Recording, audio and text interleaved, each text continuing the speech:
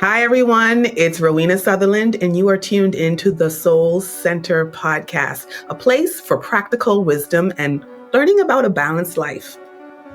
Today, I am ecstatic about this interview. I really think if you're tuning in, it's because you care about your health, you care about your well-being, and you care about those around you. So if these are topics that interest you, your health, your well-being, weight loss, hormonal therapy, just being balanced, having mind, heart, body, spirit centered and connected, this is the episode that you want to tune into, and you want to share it with a friend because you're that type of person. So today's interview is with renowned Dr. Mark Rosenbloom.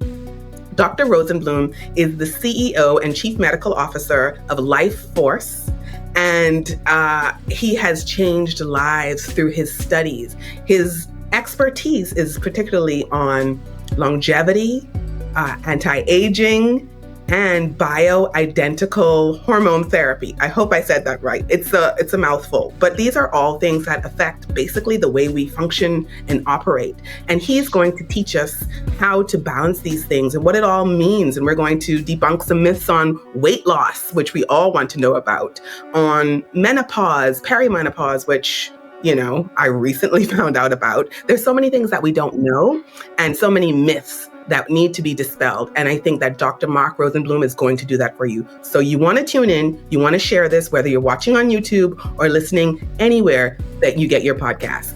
Welcome, Dr. Rosenbloom. How are you? I'm very good. Thank you. Thank you for having me on your show. It's my honor to have you.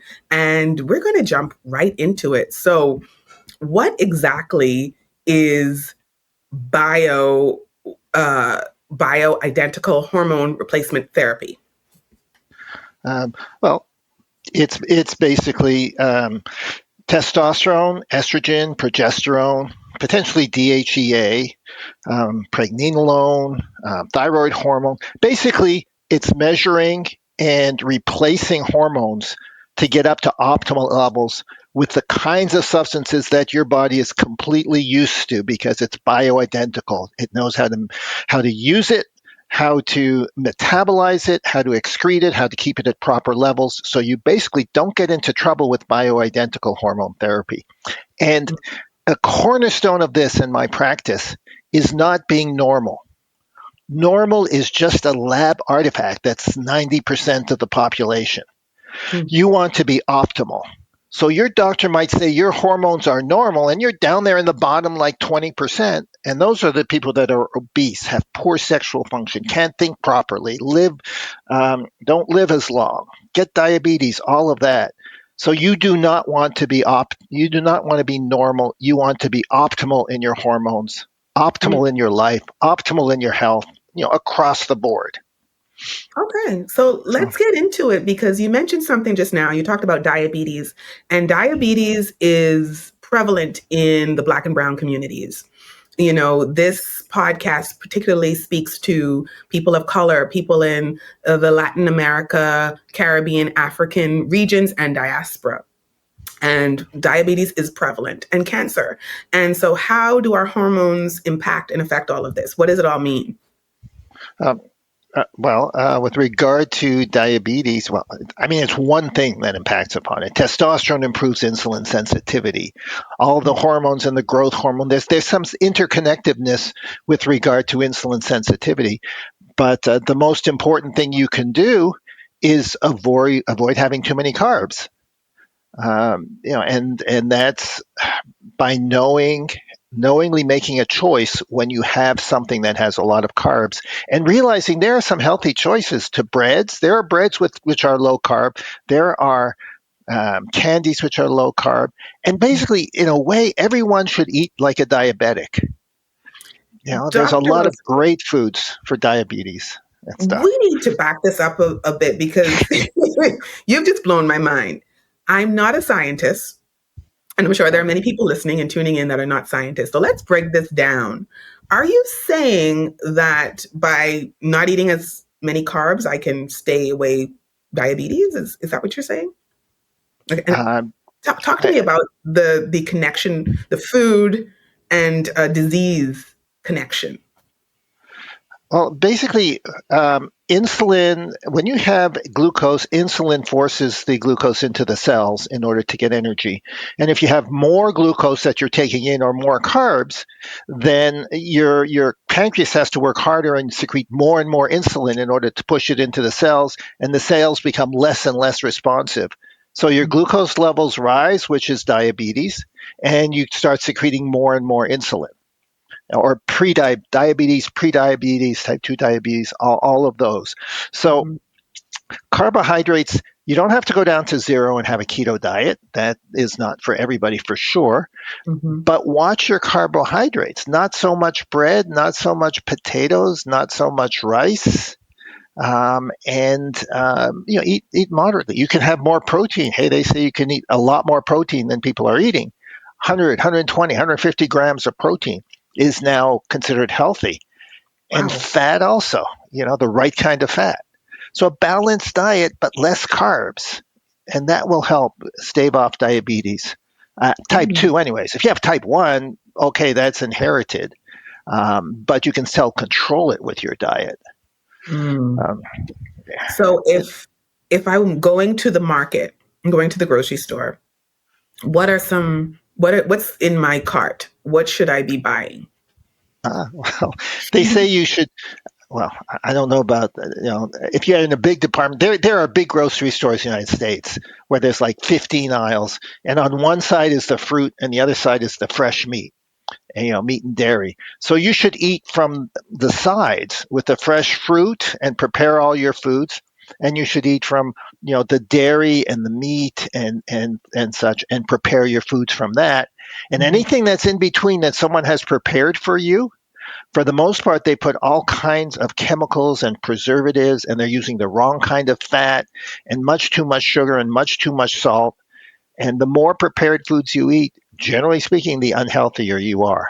Unless you're an Mhm. expert in reading labels and you have Mhm. access to some of the stuff that's being developed now, um, for the most part, it's make your own food, really.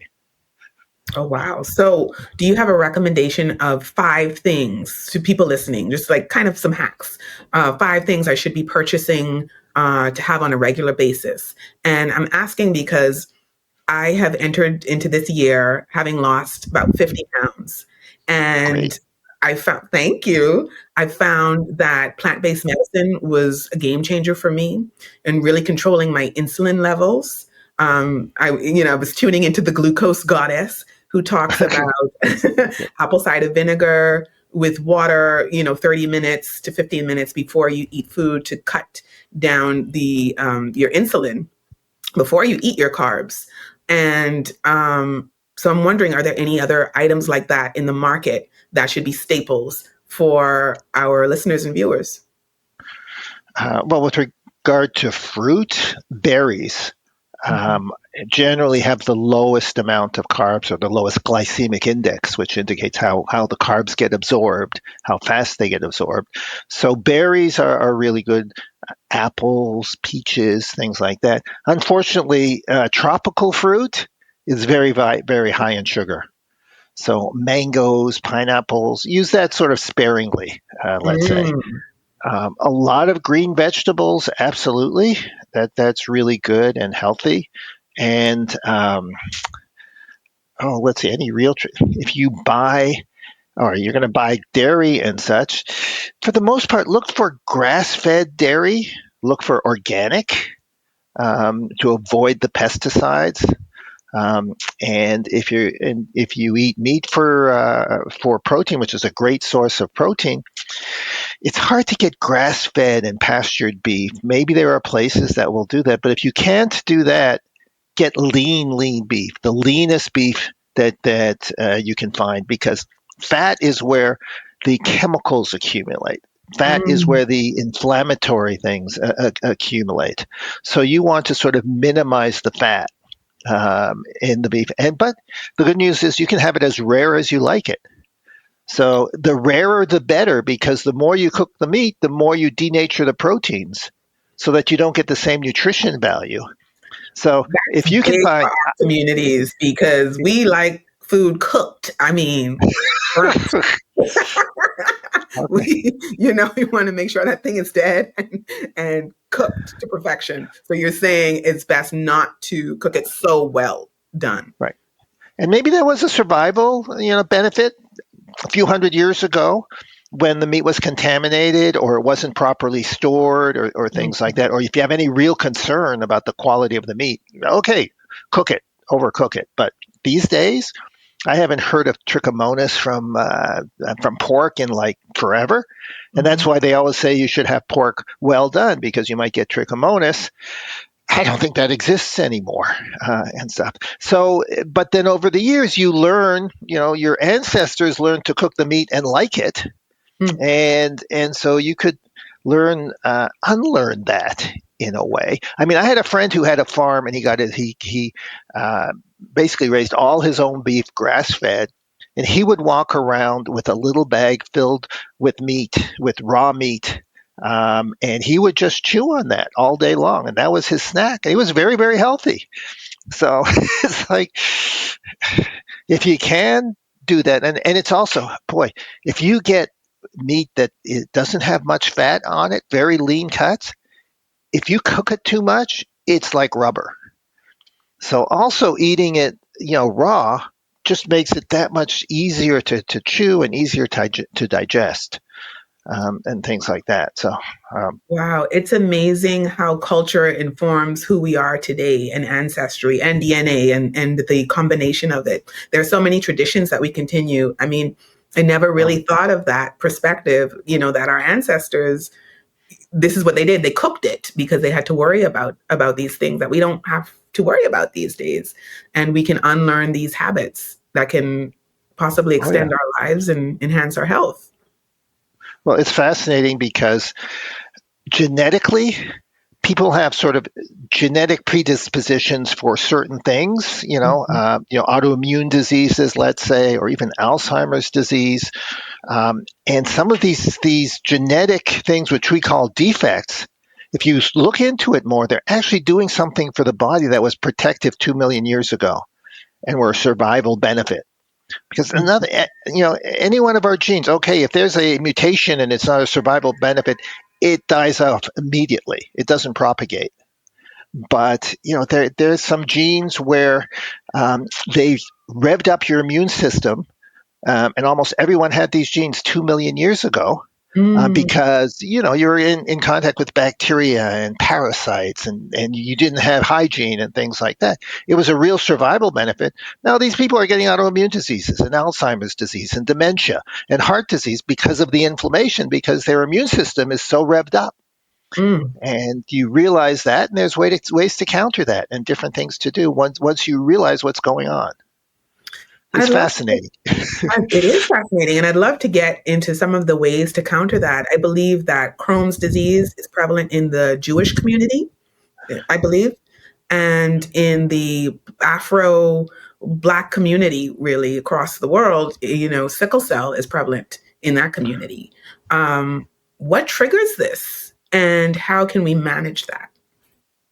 Well, sickle cell disease, I think, what originally developed because it provides resistance to malaria, Mm, and it was benefit from that perspective. But now, as you know, I mean, I was an ER doc before this for 18 years. I took care of a lot of sickle cell patients, and there is no survival benefit now to having sickle cell disease. I can tell you that. But 2 million mm. years ago in Africa, with malaria rampant, these are the people that survived, those that had sickle cells. So, Wow. and there's now a genetic. I think it's may have been FDA approved or it's in final development that is actually going to cure sickle cell disease. Genetic manipulation is in the works with regard to sickle cell disease. Oh my goodness. So, and what was the other disease? Well, I was just mentioning Crohn's disease as an Crohn's. example of something that affects a particular community. And I could be correct. I don't know, but I believe in some of my reading and my research, it was saying that it's prevalent in the Jewish community. And I know for a fact that sickle cell is prevalent in the Black community. So yeah, I just wanted you to shed some light on that. Well, Crohn's disease is just an overactive immune system. Mm-hmm. And there are a few manipulations of the immune system that I've used and put people into remission. There's things like low dose naltrexone, which is really good as an immune suppressant. And there's a few other immune suppressants that have shown a great deal of promise with regard to that. So I don't have too much. I've had a couple of patients with Crohn's disease, Mm-hmm. and they've done fine. But it's an autoimmune disease. Yeah, and So, autoimmune disease is it true that it's most prevalent in women? well, boy, I didn't look at all of them across the board, but the few that I know is about 4 times more prevalent. Hashimoto's thyroiditis is more prevalent in women. Mm-hmm. And yes, it is. It is more prevalent. All of the diseases that I can think of, except maybe Alzheimer's, but Alzheimer's is really, really complicated. So, Mm-hmm. and immunity, autoimmune is just a small part of it. So Let's say, why is it more prevalent amongst women? Why is that? boy, did I read about? I don't recall. I can hypothesize, Mm-hmm. perhaps, but if it has a bit of a genetic basis, um, maybe they're more prone. I can't say. Okay, I mean, Estrogen is protective. Estrogen may be protective, so that's an issue. I'm sorry, I cannot, that's okay. That's comment okay. on I that. was just wondering about that because, I mean, just from a holistic view, Yeah, women, we carry a lot of stress and pressure in terms of how we internalize. I find that we are very different from men in that way. You know, we will take on the emotional responsibility for our community, for our families. We're carrying that. We're worrying constantly, and we take on stress in a different way. So I was wondering if that had something to do with it and how women and men kind of approach stress. So yeah, I was just curious from that perspective. yeah. I think it goes beyond that. That may be a component of it, Hmm. but it likely goes beyond that. Okay. Let's say. And I wanted to jump back to food. I just have so I'm bursting with questions just from the people around me and the questions that I have myself. Uh, Chicken. We were talking about food and going back to food. A lot of people I know do not eat chicken because they're saying it's so chock full with hormones. What are your views on that? Um, well, first of all, with a lot of views about chicken, but number one, um, chicken that is healthy would be organic pasture raised chicken. So if you know someone who's raising their own chickens and it's all organic, and for the most part they're out in the field eating bugs and insects, then there's pretty much nothing healthier. There won't be any pesticides, there won't be any hormones, and the quality of the fat will be really good. If you buy it in the supermarket, um, really white meat is the healthier version of it. Get organic if you can, Mm-hmm. but still eat the white meat because the dark meat will have the wrong kind of fat. And as I said before, the contaminants, the pesticides, the hormones, everything gets accumulated in the fat. Mm, So we love dark meat, and we love the skin. guilty. Guilty. And in a way, if you raise your own chickens and you let them forage in the fields and it's all organic, go for it. Eat the skin, eat the dark meat, but Mm, otherwise don't. Let's say. And there's also wow. other things that are prevalent. If you have any hormone issues, if it's not organic chicken, the chickens are fed chlorine or to irritate their guts, so they eat more and they get fatter. Oh, So, wow. and the chlorine will disrupt your thyroid function and the iodine. Mm, And so if you have thyroid issues, all the more reason to be organic. Let's say, and it might even be in the white meat too. Um, and yeah, even if organic, if you have an issue with unhealthy omega-6 fats, especially linoleic acid, they're very, very high in linoleic acid. So mhm. another reason to avoid the fat in chicken. And then So, it's how you prepare the chicken. It's that's probably more important, just as important or more important If you're going to fry it in a vegetable oil, you might as well, give up or whatever, because you So, bread it, you what fry are it. best If you, oils? what's that? I didn't mean to cut you off. Sorry. I wanted to know what the best oils are, but please continue that thought.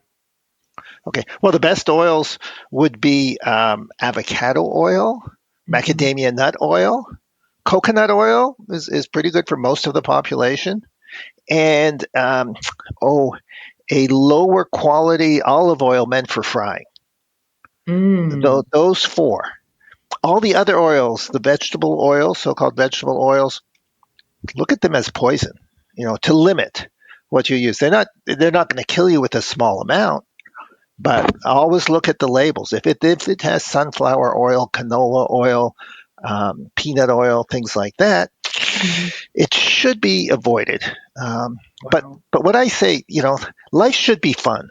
So the thing is, people should be educated and make their own decisions rather than blindly doing something. So if Mhm. you're at a fine restaurant, it's a great occasion, and the rib steak is staring you at the face and saying, eat me, I love, you'll love me. Of course, enjoy it, because you got to enjoy life, but Yeah. make a decision with regard to that, saying that, yeah, I know it's not good for me, but hey, I'll be good the next, 4 or 5 days, and I really, really want this. That's Mm. fine with everything in life. Have some fun, but make your decisions based on knowledge and not just based on emotion and want right away. So, Mm. Good advice. You mentioned good fat, bad fat a few times now. And I have so many questions surrounding that, not only fat in the food, but fat within our bodies.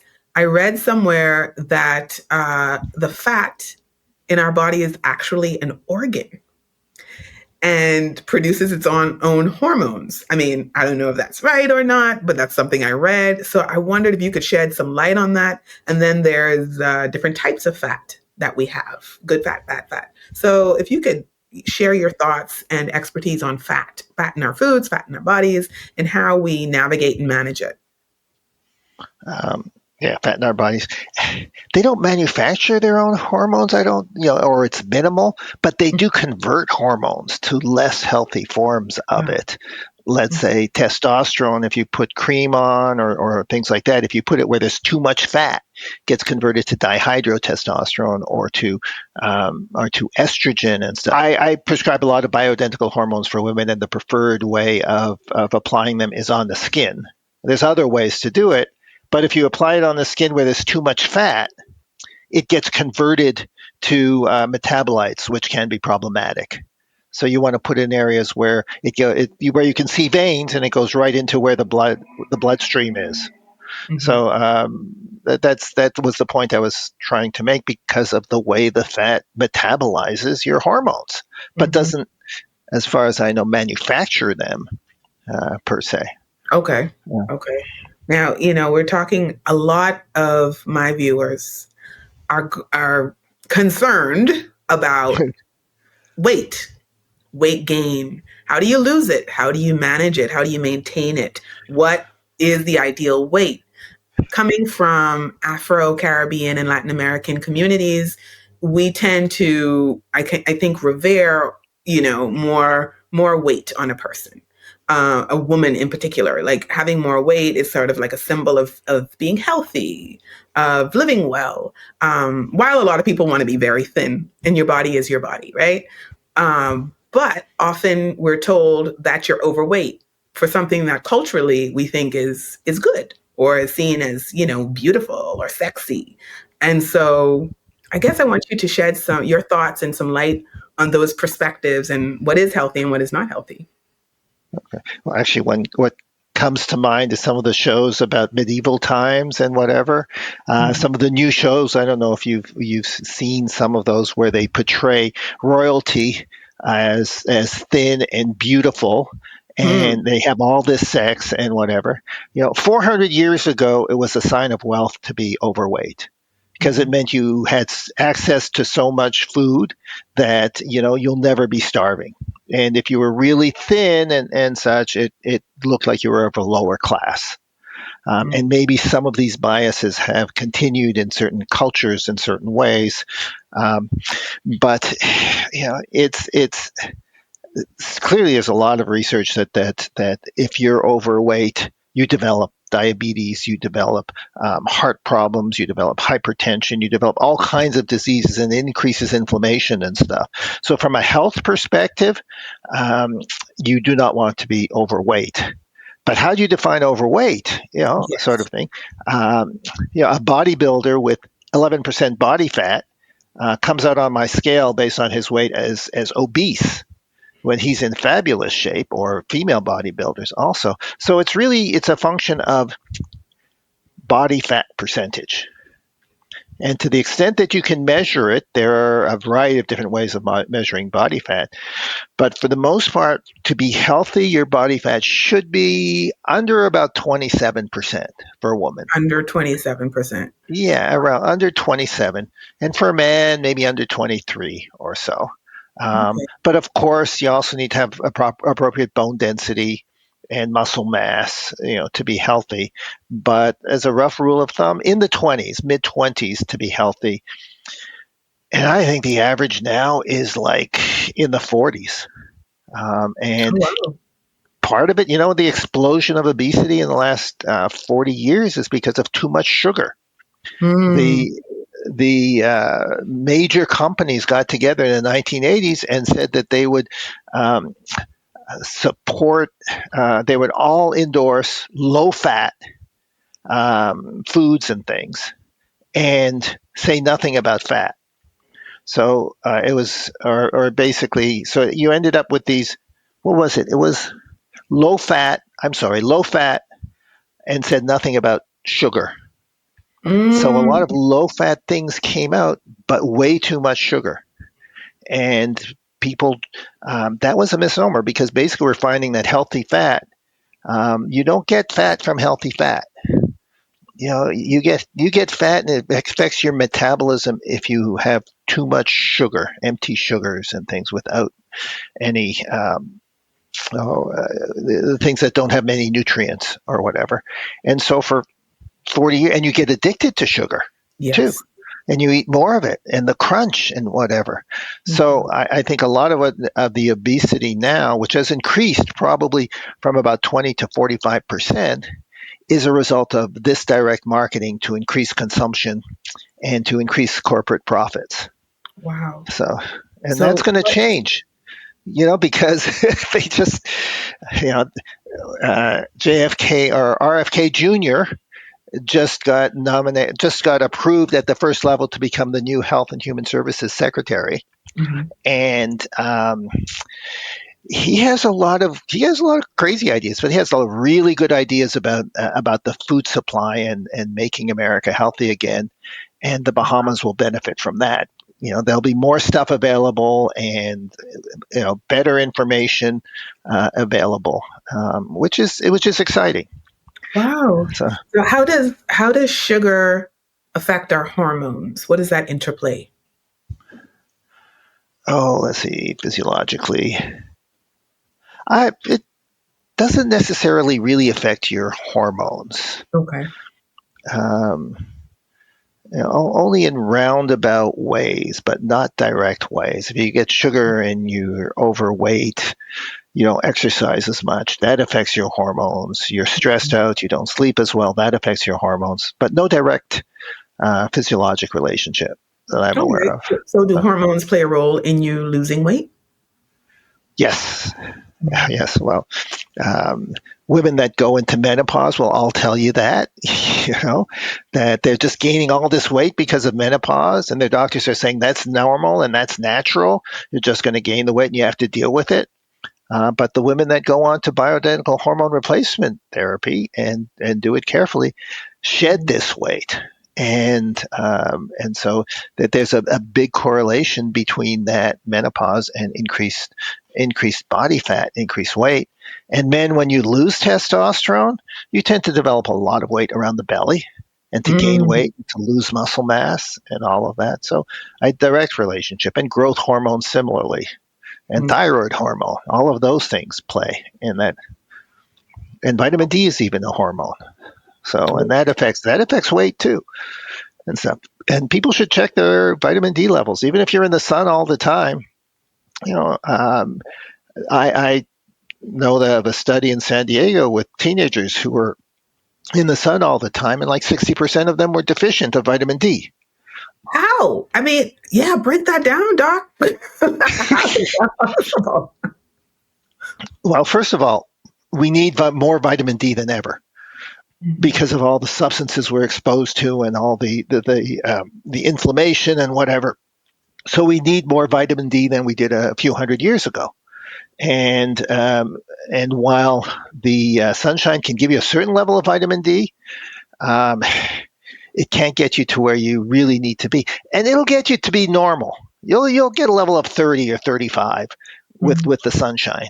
You want to be at 75 or 80. If you want to counter an autoimmune disease, you want to be at 80. If you have inflammation, if you have, risk of heart disease, risk of cancer, risk of breast cancer, all of these things are improved as your vitamin D levels go up. Mm-hmm. And you're normal at 30, but you get virtually no benefits other than not having the disease rickets. At a level of about 70, you get all these benefits of reduction of disease and things like that. But your doctor will say, you're normal, you're 30, what are you worried about? So it's like, this is what they were taught. And they're overworked and they don't have access to this. And you're not going to you get a lot of studies, but not double blind studies, because those aren't going to be, are never going to be financed in order to sort of look at these things. And so, it's not going to reach some of the scientific so-called validity that some of the doctors really want to hang their hat on, and it never will. Because there's another flaw in in the whole medical field now, that they want to look for a magic bullet. So they'll do a study with this drug or this supplement or this thing and compare it to not having this thing. And that's a major flaw, because you should look at health as a shotgun and not a magic bullet. Because if you have a magic bullet, what's going to happen, and has happened, is that it disturbs your equilibrium, everything else, and you sometimes get worse results. And Harvard did a study that really illustrates that. Harvard Medical School, which sounds like they're really prestigious, and they wanted to see if vitamin E is going to reduce your risk of heart disease. So they went to a local drugstore, bought vitamin E, gave it to like 1,000 people with that and 1,000 people without. And then a number of years later, they found that the people they gave vitamin E to actually had more heart disease rather than less. Wow. And they concluded that that's not a good supplement for you. But the thing is, there are 8 kinds of vitamin E. There are 8 kinds. And gamma vitamin E, a certain form of it, is what suppresses heart disease. And it's been shown in multiple studies. While alpha vitamin E is the cheap one that you get at Walgreens and the other supermarkets. And so they wanted to give the vitamin E that everybody takes, and they gave strictly that one form, which depressed the gamma. And we all would have predicted that you'd have more heart disease. But if you give it all in a balanced way, there's all kinds of studies that show that it improves and basically will prevent heart disease. And that's just a microcosm. There's so many studies like that on so many different things. They're trying to find the magic bullet. And it's like an orchestra. Your whole body is an orchestra that has to be fine-tuned in so many different ways to really, really sing out. Like you like music and whatever. It takes like a lot of different things working together. And you can't just have your piano doing a particular tune or whatever and really have music. Wow. So That's beautifully put. And what you just said is mind blowing. And I think it's really because people in African regions, Caribbean regions, and Latin America, I mean, we tend to think, well, sunny climate, I'm good on the vitamin D. Why do I need to take supplements? And then the supplement conversation is such a big one. Like, is it a racket? I mean, a lot of people think it's a racket. I mean, it's so, trendy and hip, and everyone's getting these collagen vitamins and just how do you know what's real and what to get? Like, how do you know? I've been studying for 15 years, actually, even since the 1980s, with regard to that. You know, everybody needs supplements, at Mm-hmm. least in the United States, and I would guess in the Bahamas, because the nutrients in our food have been depleted by about 99% versus 100 years ago. I'm And I sorry. have charts and studies which show that, your phosphorus, your magnesium, your zinc, all the different things, they just plummet to 1%. You have to eat over 100 apples today to equal one apple 100 years ago. Mm-hmm. And so, and this is because of the mass farming and the soil depletion and a variety of different reasons why that happens. Not even talking about the pesticides and the contaminants and such. So you cannot get what you need in your food alone. Mm-hmm. And everybody needs supplements. If you lived in Italy, they have different farming mechanism, different farming. It's small family farms and they crop rotate and they replace the minerals, or Greece, even France. But the more they industrialize, the more they'll have this problem also. So they're basically not bad for you, and you can get some of what you need. But I at least highly recommend a good multivitamin for everybody on an everyday basis, and it's not one a day.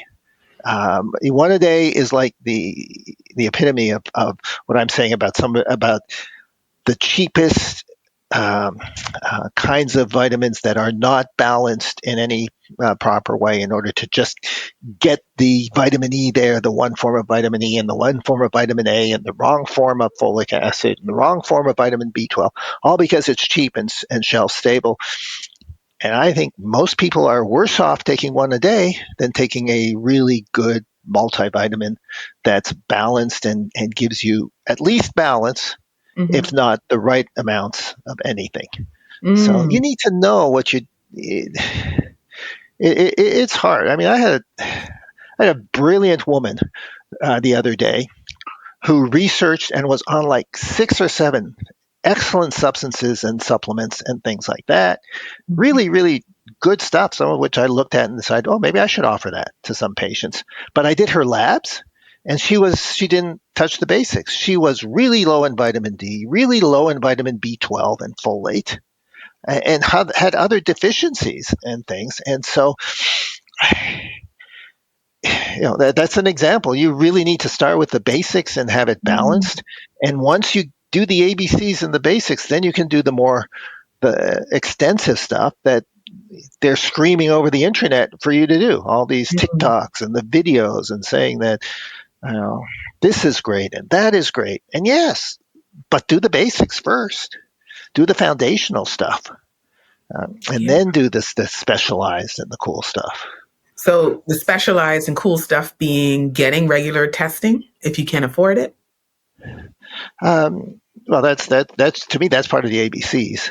There's a few things, and I don't know the what kind of a racket they have in the Bahamas with regard to labs or so, but it's unbelievable here because of insurance and hospitals and whatever. They'll charge $250 for a CBC, complete blood count, which is just like red blood cells, white blood cells to see if you're anemic. $250. I buy it wholesale for $5. You know, and if you go to this lab and your doctor doesn't know that and he's sending you to a hospital, the hospital isn't going to give you the wholesale price. Maybe they'll give you a cash price, but Mhm. everybody's trying to save you money. And then I have some patients sometimes who, for years, they've had issues, and I do like a $12 test, and here's the response. Here's what happened, sort of thing. So, a few blood tests people should know. They should know their vitamin D levels. That's Mhm. like a $10 test for me. But again, I don't know what they would charge in the labs in the Bahamas. And you should know. Um, well, your glucose level, just to see if you're pre-diabetic, and maybe hemoglobin A1C and insulin levels, magnesium, cholesterol, omega-3 fats breakdown to see whether you have a problem with too many inflammatory fats. Two people can have the same diet. One person has a great profile, the other person has a terrible one. Yeah. So there's a half a dozen that you probably should be taking that aren't that expensive. Vitamin D, for one thing. And see, some people with the same exposure have great levels, and some people have very low levels. And so vitamin D, and see where you're at. If it's very low, you'll benefit from supplementation for sure. I'd like to see the quality of the fats. It's called an omega check. You look at the omega 3s and the omega 6s, and again, it will show you whether your diet has too many vegetable oils or your system can't handle it. Because two people could be different. Two people could eat the same things, and one has a fabulous profile, and the other one has a, a very dangerous profile. So you want to know which side you're on to see if you need to be careful or not. You want to have glucose. You want to make sure, with regard that it's not rising. And if it looks like it's rising, you do hemoglobin A1C and you do insulin testing. If you're perimenopause or menopausal, or if you're a man almost at any age, check some hormones, check testosterone, estrogen, progesterone, see where you're at. If you're sluggish, or you're cold, it's hard to get yourself warm, or you're constipated, you might have low thyroid function. So check your thyroid tests and make sure you're optimal, not normal necessarily, but optimal, and check your thyroid. And I think I mentioned cholesterol. You sort of should know where you're at with that. Just it's not the most important, but if you have a history of heart disease in the family and your cholesterol is problematic, then you might need to do something about it. And the drugs are very cheap with regard to that at this point. I'd like to see people get body fat composition, body composition. In body is something that will just take 4 minutes. If they have this particular test, you hold on to two things. It gives you a rough estimate of what your body fat is and your muscle mass. And so that might help if you're if you think you're in good shape and you're really strong, but you're so-called overweight. Is it too much fat, or is it just a lot of muscle? And if it's a lot of muscle, you don't have to worry. If it's a lot of fat, you probably should build muscle and lose some fat, which will help in many different ways. So there's all these different things, but you got to see what the lab is charging, because it's a little bit of a racket, which I presume came about because they needed to survive and they needed to make money. But you got to know it in order to be able to bypass it. And if anyone goes to Florida, they can just get their blood drawn at a LabCorp, which I can order from wherever I'm at, and get them at the wholesale prices or so. Wow. So at basic cash prices. So it's certainly possible to do that. And I have patients who come in from Canada. It's really expensive in Canada. They don't have options, and they'll just go over the border and get their blood drawn.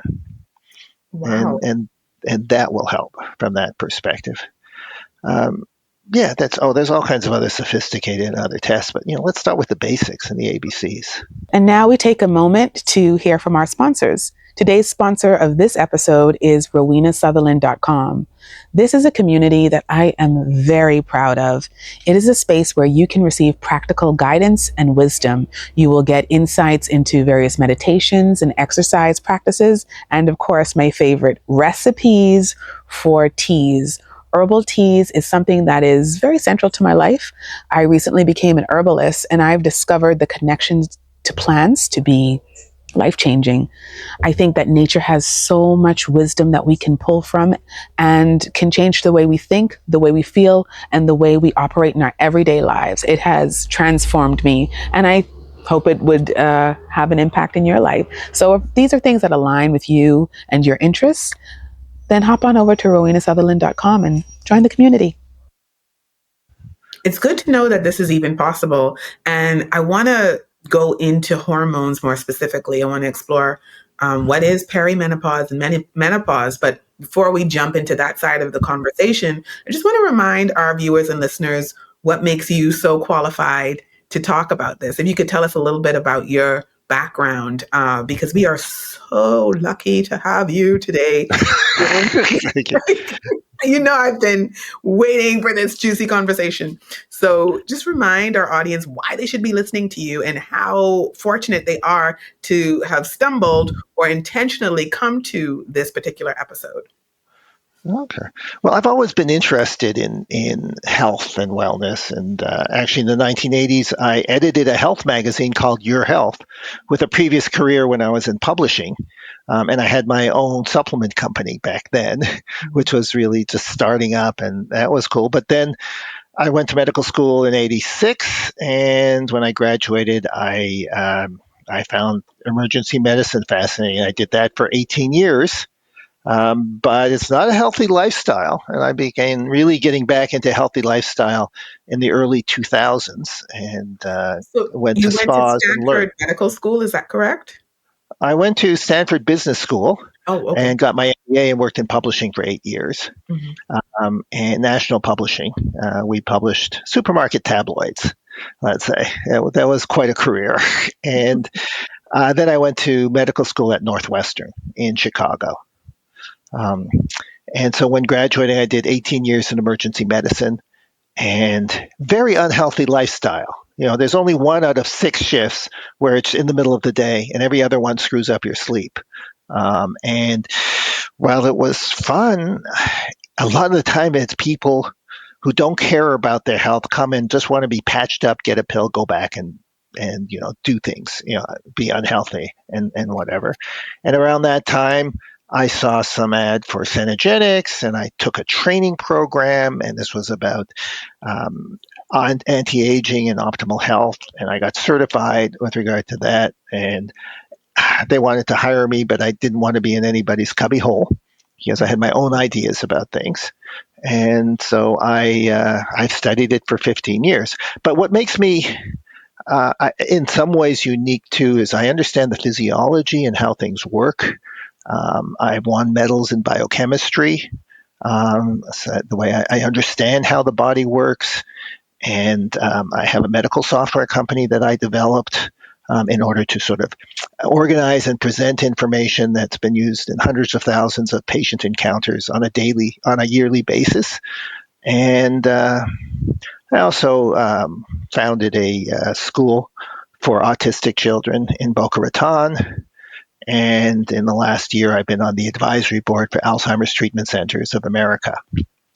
Um, and and it all sort of a lot of it sort of hangs together because Alzheimer's is so much a function of inflammation.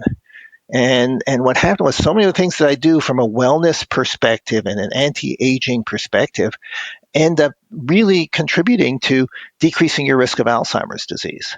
Uh, Mm. and so I was 90% of the way there. And now I'm actually also an investigator with a new drug for Alzheimer's disease. And my first patient went from being very severely affected to essentially normal, and regressed, and we're working on it. But for a couple of months, he was back to his old self. And now we're getting more aggressive with regard to that. But it's an incredible drug, and it works by reducing inflammation in the brain. And the way to prevent it is to decrease the inflammation, the risk of inflammation in the first place. Hmm. And not only that, but Parkinson's, very similar, or multiple sclerosis, very similar. Or indeed, it crosses over to all kinds of autoimmune disorders. Crohn's disease, ulcerative colitis, Hashimoto's. A lot of these same things I give to patients with those other diseases because they're autoimmune in nature. Even cancer, which has a lot of inflammation as a result of that. The So, common denominator seems to be inflammation. excuse me, The common denominator seems to be inflammation. Everything I hear, inflammation, inflammation, inflammation as the root cause. yeah, that seems to be a very common theme and stuff. It's being recognized more and more. And what's fascinating is the kinds of things that are being studied in one area and shown to have benefit are now being studied in so many different areas. Mm. And that's fun. So when I can repurpose something, sometimes even if there's no research on it yet, but it seems to make sense physiologically, I'll put somebody on one of these things. And they're not, I don't do anything that's dangerous, let's say, but there are some really cool immune modulators that are out What there is now. that? What is that? Modulators. What do you mean? It just tamps down your immune system so that it's not overactive. Um, there is, things like low-dose naltrexone. Naltrexone is an opioid antagonist. So basically, if you take it, if you've overdosed on heroin and you take naltrexone in a very high dose, Mhm. it basically will take you out of it, out of the overdose, and save your life. But at like 1/20th the dose, if taken in the evening, it sort of affects your immune system and tampers it down. So I've had success with Crohn's disease, with certain skin diseases, with Hashimoto's thyroiditis with that, but it doesn't work for everybody. But half the time, you can have some really good results, and it's cheap. And there's the only side effect is once you take this, if you do need a painkiller, it's not going to work for you because Mm. it's sort of blocked. So And what? yeah, No, go ahead. Sorry. and rapamycin is a fascinating drug too. Rapamycin was developed in the 1980s and the 1990s for transplant patients to decrease rejection at really high doses. And now it's used at like 1/20th the dose because it like reduces the immune system just enough. And people, at least with regard to animal testing, because they don't have humans at this point, but the closest animal testing, they're living 30% longer Mhm. just because, and it's being studied for Alzheimer's disease, it's being studied for Parkinson's, for multiple sclerosis, for all of these autoimmune kinds of diseases. So it's a fascinating drug, but you have to be a little careful. You know, you don't want to take too much of it, which might clamp down your immune system too much. Mm. But if you have the genetic predisposition for Alzheimer's, which basically revs up your immune system, or anything that revs up your immune system so that you could have survived better 2 million years ago, this may just bring it back down to normal, let's say. But if you're already at normal, you take a lesser dose or something like that. You still have benefit, but you don't be as aggressive on So it. when you say successful outcomes, do you mean it's you've seen it completely be eradicated or more manageable? What does that mean? What is a successful outcome? Well, I had a patient with eczema. He said it was 90% eliminated when he had problems for years with regard to that. And I had someone in Crohn's disease go into remission. Um, I'm still working with my initial Alzheimer's patients, so I can't say what the long term effect is from that. Hashimoto's, it can improve your labs, but Hashimoto's isn't that serious unless you're right in a crisis. But if you're in crisis, you tend not to see me. You tend to go into the regular medical system, and I see them afterwards when it's settled down. But yeah, I've seen some good successes with regard to this. But the one with rapamycin, it's supposed to, it'll be 40 years before we see if people are living longer. But Mm. meanwhile, they're probably going to have less autoimmune disease and less issues. And those are a lot of studies that are going on, and it's exciting. And there's virtually no downsides. You might as well do it. One pill once a week, $4. Mm. And there's a 4 few months, you things said? like that. $4 a pill, yeah. So for this, so you might as well. It's not an expensive intervention. There's expensive interventions, $25,000, $30,000 or whatever, 10, 20, 30. Some of them work, some of them are safe, but you don't want to go there unless you've done all the basics. And all the Mhm. basics are not that expensive. They're not cheap, but they're not that expensive.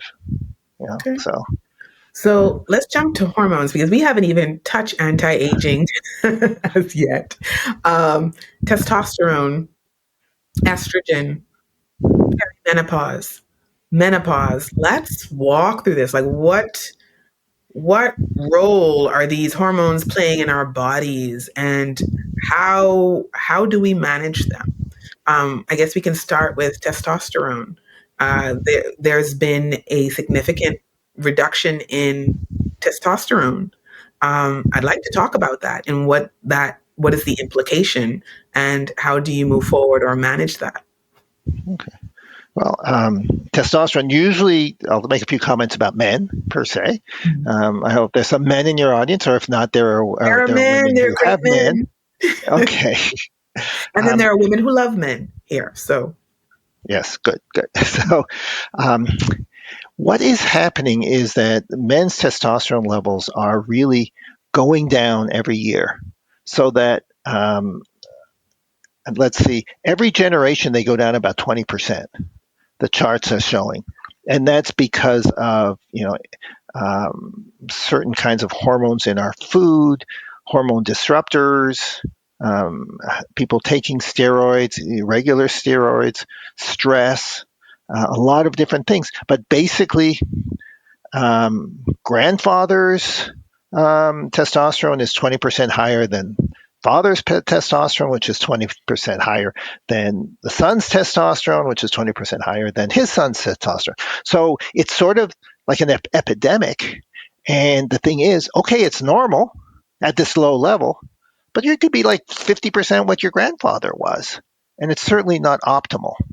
And for men, testosterone is important to maintain muscle mass, to maintain cognition, energy, sexual function. Um, it helps to reduce body fat, especially around the stomach. It decreases your risk of heart disease or stroke. And you feel better and you have more energy and you're stronger and all of that. So, testosterone is very important for men. And a lot of doctors will say, well, it'll give you prostate cancer. And so you shouldn't do that. Mm. Um, and I hear that maybe one third of the time. But the thing is that is wrong because there's now studies that show that testosterone therapy does not increase your risk of prostate cancer, period. Because you start off at a level where all the receptors in the prostate are saturated. You have to be really, really low. And I've never seen anyone with low enough levels so that his receptors aren't saturated in the prostate. And so you can increase it from 100 to 200 with no effect, or to 2,000 or 10,000. It won't affect your prostate. And it will decrease your risk of prostate cancer. Actually, testosterone, if you have low testosterone, you give someone testosterone therapy, there's a great study with a lot of patients. It can decrease your risk by 10%. So So that's a myth. testosterone therapy is a thing because I don't even think people know that that's a thing. And I'm not sure how open men Oh, are about this conversation. So you're saying hormone therapy for testosterone is encouraged. yeah. Well, you measure it, Okay. and if you are in the bottom one third of normal, then you would benefit by being taking testosterone to the top one third of normal. If you're in the middle, there's things that we can do with supplements and lifestyle and stress management and whatever that sometimes bring you back up to being optimal. Hmm. But if you're in the bottom one third, you need testosterone unequivocally. I would And say I if you're find out about this by going to take a blood test, one of the tests that you were talking about before. sure, well, just take a testosterone test and see what the level is. And a lot of doctors are, well, some are doing it here, some aren't. A lot of the times the I've patients go and never ask heard about for a it. testosterone test. So Okay. if people are like me and they're like, well, this is possible, it's a very foreign concept. What are the steps? I just go to any doctor. I'm like, hey, I want a testosterone test. Like, how Yeah, how do you how do you address think this? you could Google it. Mhm. You could Google it. And you probably can overnight it to the United States. And some doctors may indeed have the same kind of wholesale relationship I have with LabCorp or something, and draw it in the Bahamas and send it to the United States. That probably happens quite a bit, but maybe in NASA, I would Google testosterone, you know, Mhm. and NASA and see who has access to testing for that. But Uh, if I'm here in the Bahamas or if I'm in Kenya in Africa, I can, email Dr. Rosenbloom and we can sort that out. Like how I would have to travel to you and it's possible. Yeah, it's possible. I mean, you don't have to travel to me. I do all my work via telemedicine at this point. And in Ah, order for me to have a new patient, you have to be physically in one of the states I'm licensed, and Florida is one of them. Florida, New Jersey, Arizona, Illinois, for just a brief encounter, a 10-minute telemedicine encounter to set up the doctor patient relationship. And then we're good for a year. Then you go back to wherever you are, and we could communicate via Zoom, via telemedicine, via phone. And uh, I don't know, getting stuff to you, I don't know about getting it out of the United States. But certainly, if you were to make it to Miami or Florida, every 3, 4, 6 months, you can stock up and bring it back if that were the case. And there may be sources you would know what to look for and talk to a doctor and say, can you get this? Mm. Um, I would guess that I would think that there would be compounding pharmacies in Nassau that would make this up. It tends to be compounded, whether it's testosterone for men or estrogen, progesterone for women, Mm-hmm. and testosterone creams. It's not so difficult. There are thousands in the United States that do that. They just get the raw materials a lot of the time from China, and they mix it with the cream, and then they sell it. So it's not rocket science, let's say. Well, But, everyone, you've heard it here. We're going to share your contact information, Dr. Rosenbloom, in okay. the description. And, you are a professional, renowned in your field. So if people want to seek this type of testing, I'm sending them to you. Okay. Yeah, tell them about it. Sure. Yes, That's yes, fine. yes, yes. And well, I think it's probably obvious, but I still want to know. So testosterone levels affects erections? Oh, yeah, absolutely. You know, Mm. um, yeah, I mean, basically, it's very important for sexual function. It's not 100% what you need because basically, if you have heart disease and you have small vessel disease, testosterone may help, but it's not it's not the cure.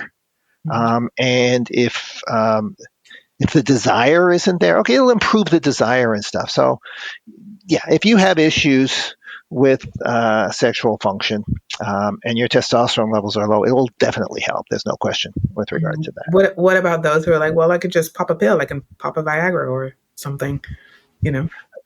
Yeah, and that can be helpful also, or both together, but that doesn't work forever, Hmm. let's say. And works by a different mechanism too. So testosterone increases nitric oxide and the dilation of the vessels and increases the blood flow. And Cialis, I think, or popping a pill will just increase the blood flow by dilating the arteries. But usually it's a combination of both. Well, you could start with one and then go to the other or so. Mhm. But again, a young person who is not under enormous stress and has sexual dysfunction should be evaluated for heart disease. Uh, so, um, 29, 30, 35, if they have erectile dysfunction, and it's not because of stress and it's not, there's no clear cause for it, Mhm. it should be evaluated for heart disease Wow. because And that's a how, real possibility. I think you've mentioned it, but how does low levels of testosterone affect weight gain in men? Well, you certainly have more energy so you can work out. It increases your metabolic rate, so you're burning more calories just by being there, just by being you. And it helps you to build muscle mass, which burns more calories while you're at it. And it does decrease fat, especially around the stomach, that stubborn stomach. So Mhm. it can help, but it's not. You have to exercise. You have to eat properly. It's just it all goes together with regard to that. If you're a couch potato and you take some testosterone, okay, it'll affect your libido and your energy somewhat. But if you don't do something with it, you're not going to get the benefit. Let's say the full benefit. So All right. Well, let's move on to the women. okay. I have noticed in the past 4 or 5 years, there's sort of been a movement to embrace, like stepping away from body shaming and embracing aging and uh, perimenopause and menopause and terms that I had not heard as a woman growing up. I didn't really understand it because there's a taboo. There has been previously a taboo around menopause, and you can correct me if I'm wrong. I don't know of that many studies surrounding perimenopause and menopause. And so a lot of our audience, they're approaching that age, they're approaching that time in their life cycle. Can you talk to us about what is perimenopause, what is menopause, and then we'll go from there. Well, as a woman approaches menopause, The first of all, progesterone goes down over time over a number of years, and you get an imbalance between too much estrogen. Estrogen goes down, but progesterone goes down a lot, and so you get like more profound PMS kinds of symptoms all the time as you approach menopause from that. But then perimenopause is like riding a bronking horse, let's say, because so 1 month you ovulate, your estrogen is high, and you get PMS kind of symptoms, and you have to manage that a certain way. And the other month you don't ovulate, and your estrogen is really low, and you have hot flashes, and you feel like you're in menopause or something like that, and you manage that completely differently. And so what you did 1 month, you took some estrogen, then you take it the next month and you ovulate, and you're through the roof with regard to that. So the way I manage that is I give people their estrogen and their progesterone and basically say, depending how you feel, start taking it or back off from it. Because it's all about symptom relief during perimenopause. And then come menopause, and it's sort of a relief because everything is way down there, and you just give somebody appropriate amount of cream, and you measure their levels, and they're pretty much on the cream 6 or 7 days for the rest of their life, 6 or 7 days a week for the rest of their life, and it stabilizes. Mm. Um, and um, and they can feel great. They have their life back. They lose the weight. They have the energy. They have great looking skin. Um, they have great sexual functionality. They no longer have dryness, vaginal dryness, and such. And their cognition is better, much better. And it also decreases your risk of colon cancer to have estrogen replacement therapy, heart disease, estrogen replacement therapy, and does not increase your risk of breast cancer. If done carefully, can decrease your risk of breast cancer by about 2%. If you take estrogen and progesterone in the right proportion, measured appropriately, you don't have to worry about breast cancer. Mhm. It's actually protective. Um, across the board. But there was a bias against it because of a terrible study that was done in 2002, the Women's Health Initiative, which came to conclusions that it can increase your risk of heart disease. And women were, and there were screaming headlines all over the world. And so people stopped using that and prescribing that.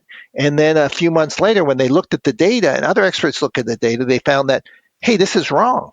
It actually has, they came to the opposite conclusion that it's helpful unambiguously for the first 10 years. And then there's a little bit of controversy after 10 years post menopause.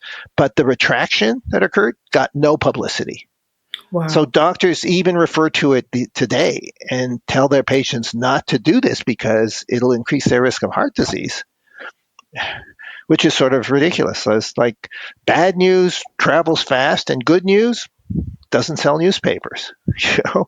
Mm. So it's healthy. And yes, so it's normal and natural to lose your estrogen and to feel lousy and bloated and hot flashes and sleep poorly and all that stuff that happened with menopause. It's certainly normal, but is far from optimal. You could be the same person you were 10 years before menopause.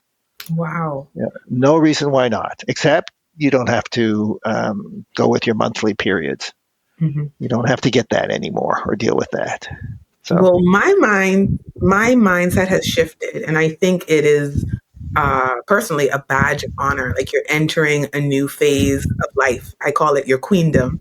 And another phase for you to be revered, and you've retained so much knowledge, just physically, even in your body, and it's a way of honoring the cycle of life. So I think it's something to look forward to. Not having experienced it, um, but the mindset previously and the mindset of many is it's terrifying. It's scary. And like you said, you're going to have vaginal dryness. You're going to have hot flashes. You're going to be bloated and put on weight and retain weight. And you're going to have mood swings and brain fog and all of these things. So coming into it from that, like, oh, deer in headlights, yeah. terrified perspective, what practical advice do you give someone entering this? I mean, we'll get to the hormone replacement therapy, but what do I do? What am I eating? What am I supposed to do? How do I even know, especially with perimenopause. Like, I just experienced some brain fog the other day, and I had a complete freak out for someone who reveres this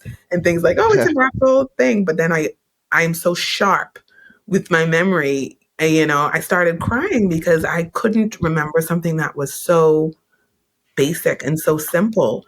And it was really scary. So, what advice do you have for us?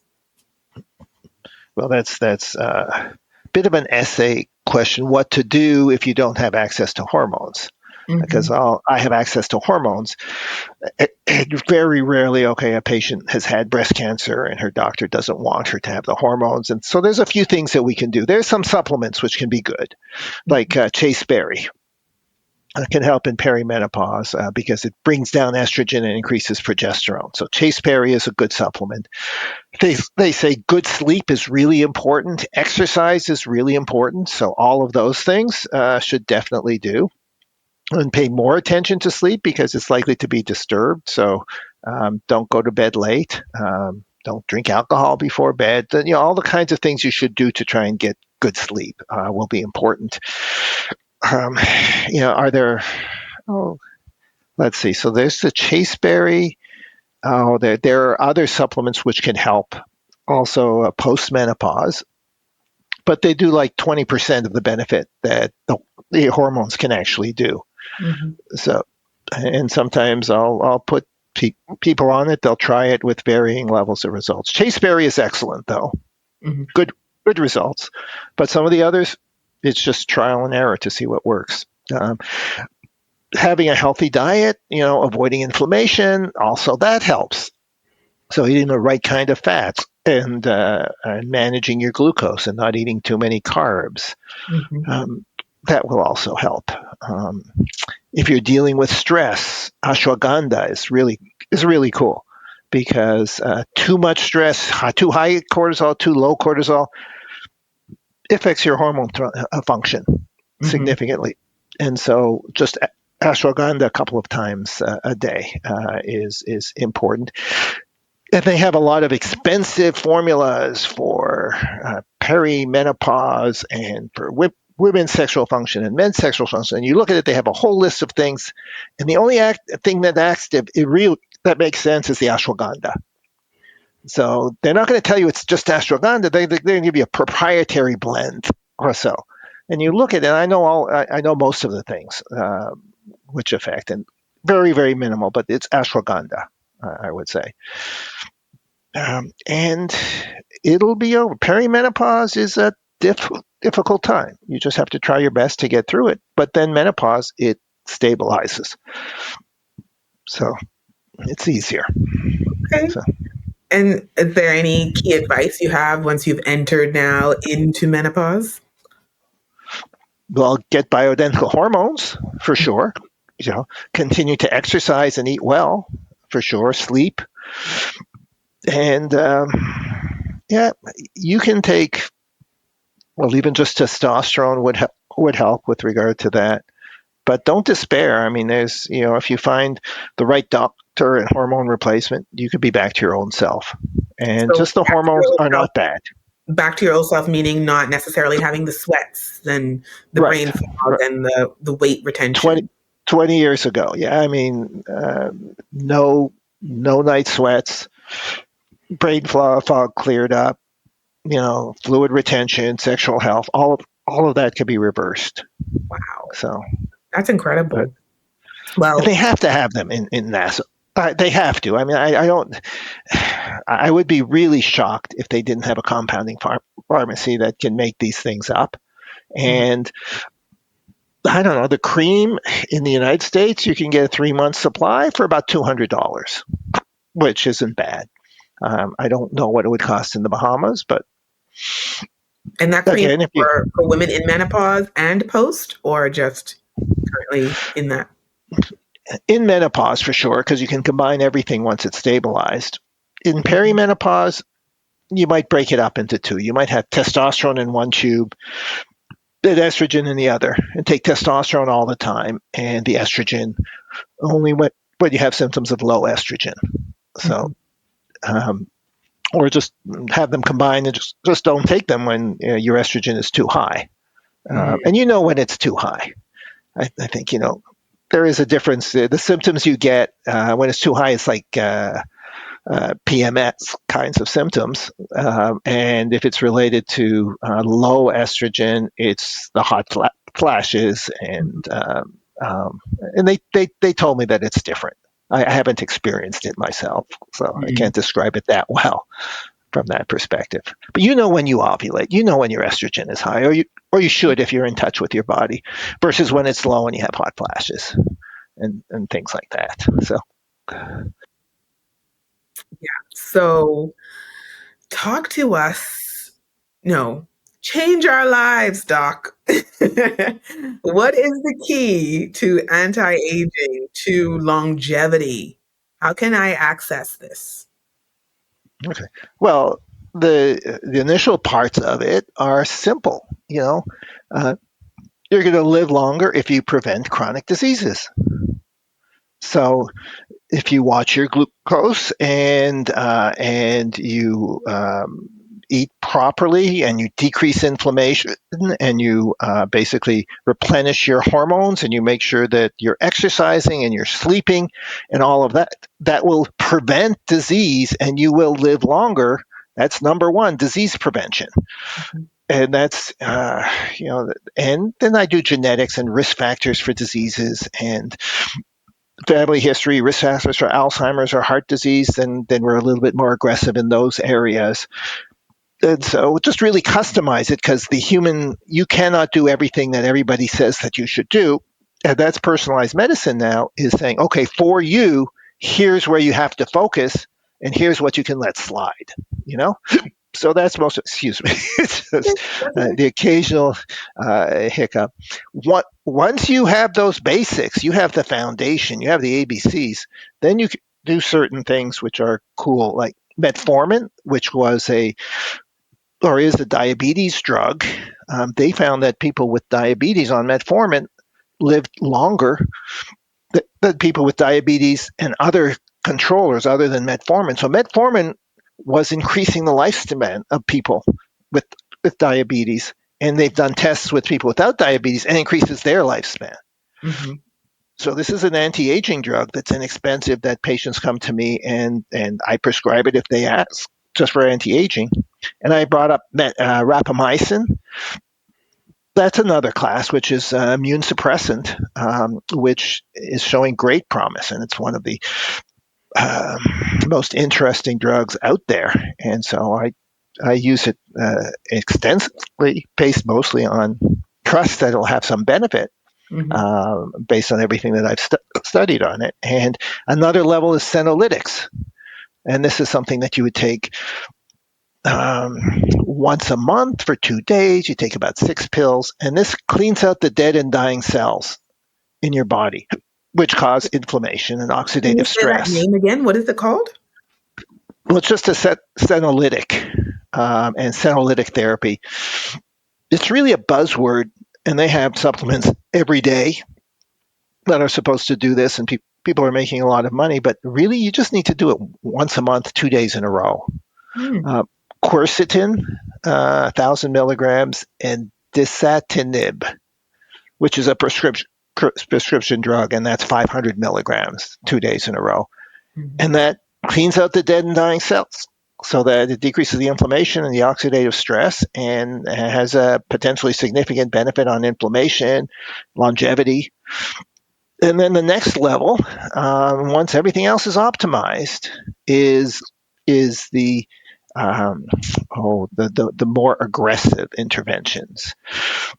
One of the things is young plasma exchange.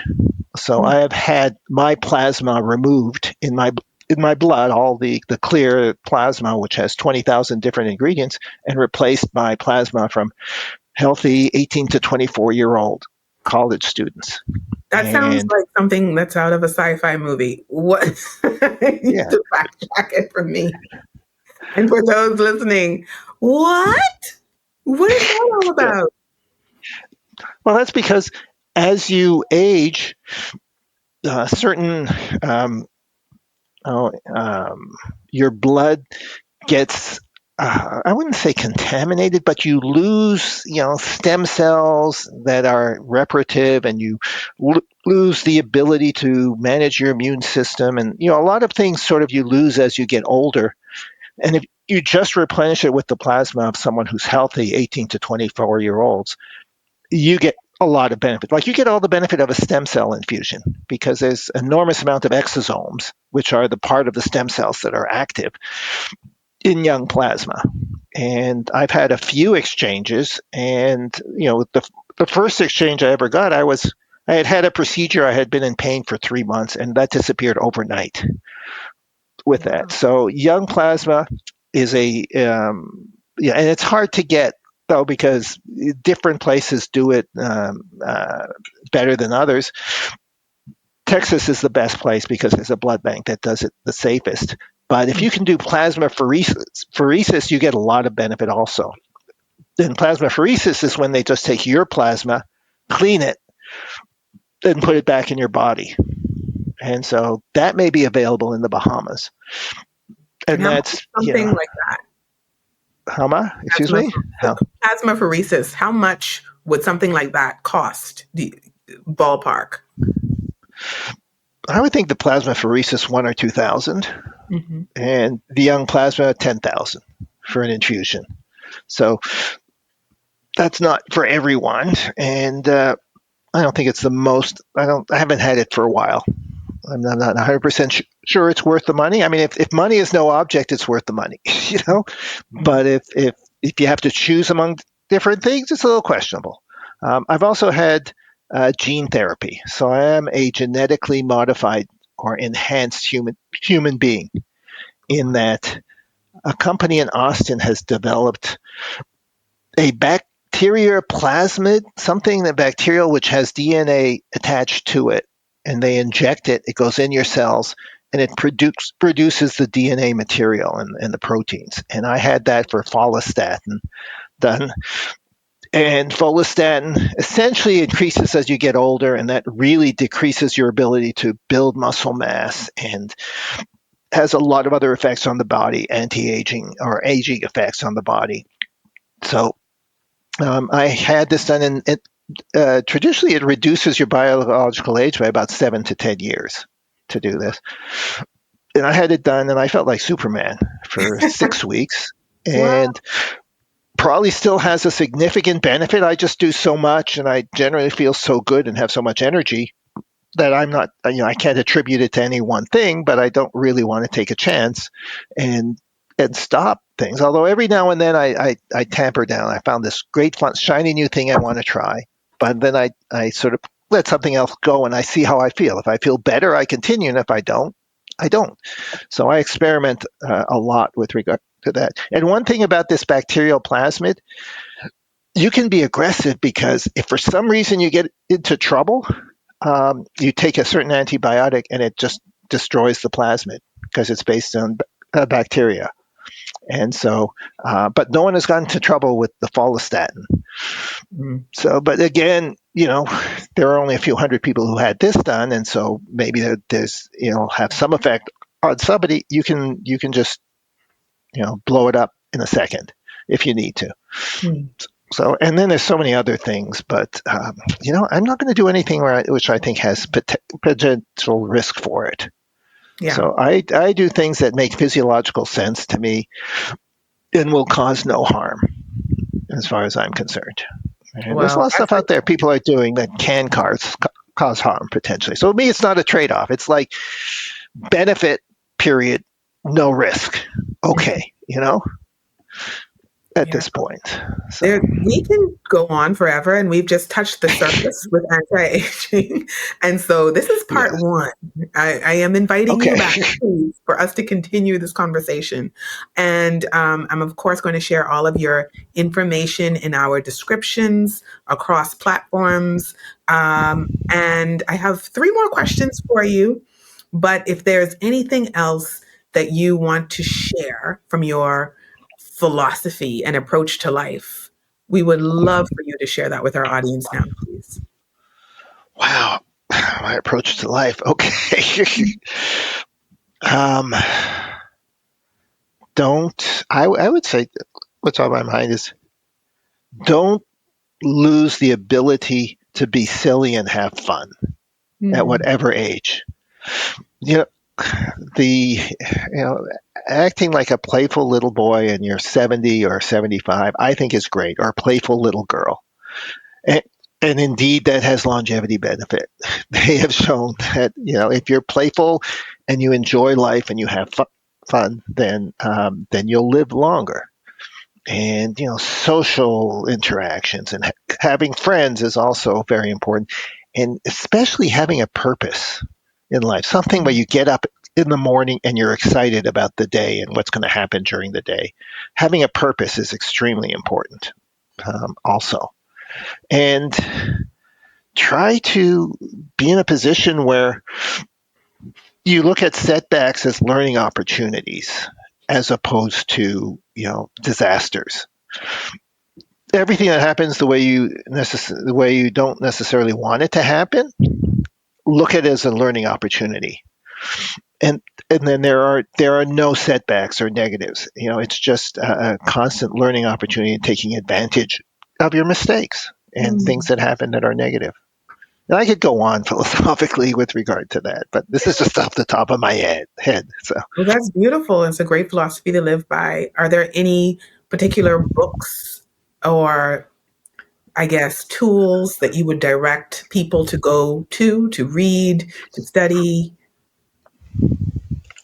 um, boy, I don't know, medical books, things Well, like yeah, that, books things for about life women in and men general. that are practically helpful and useful. Anything in particular you would say, you've got to read this thing. It will give you clarity and understanding on your body, on hormones, on your function as a woman or a man, menopause, for example. Not off the top of my head because I'm not that familiar with the books that are meant for lay people. Mhm. So, um, books.